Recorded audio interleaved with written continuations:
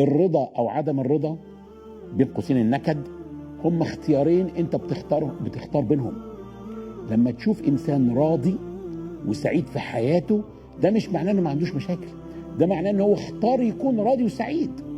ممكن يكون عنده مشاكل تهد جبال اكبر من مشاكل واحد تاني على طول متضايق وعصبي ومتنرفز. ده مش معناه انه عنده مشاكل كبيره، ده معناه ان هو اختار يعيش كده. اكبر مثال عندنا هو النبي عليه الصلاه والسلام. مات له كام واحد من ولاده؟ عارفين؟ جاوب، قول كده تعالى. النبي عليه الصلاه والسلام مات له 6 من عياله. كلنا عارفين ان كان عنده 7، وقبل ما يموت كان متبقي منهم فاطمه الزهراء فقط. يعني مات له 6 منهم 3 عرايس بعد ما اتجوزوا، و2 منهم خلفوا. لكن قارئ السيره لا يشعر بذلك، عشان كده كلنا بنتخدع وبنقول ايه؟ مات له 1. لا، مش مات له 1. هي كل ما في الموضوع ان احنا لما بنقرا سيره الرسول صلى الله عليه وسلم نحن لا نقرا سيره انسان مكتئب او عصبي، بل سيره انسان متفائل وقائد ناجح وبيحقق انجازات.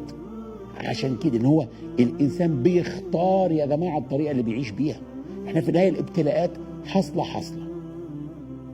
انجح في الابتلاء واصبر عليه واختار طريقه انك تعيش راضي بدل ما تختار طريقه ان انت تعيش متنكد عليك. سالوا اديسون اللي اخترع اللمبه المصباح الكهربائي عن ال 999 تجربه اللي فشل فيها في عمل المصباح قبل ما ينجح في المره ال1000. قال لهم انا لم افشل 999 مره، انا تعلمت 999 طريقه لا اصنع بها المصباح.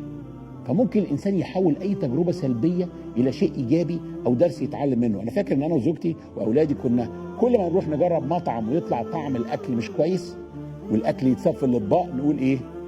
احنا انبسطنا جدا وتعلمنا النهارده اننا مش هنيجي هنا تاني. بدل ما نقعد نرمي الاتهامات على بعض، وانت لو قلت نيجي هنا وانا قلت بلاش نيجي هنا.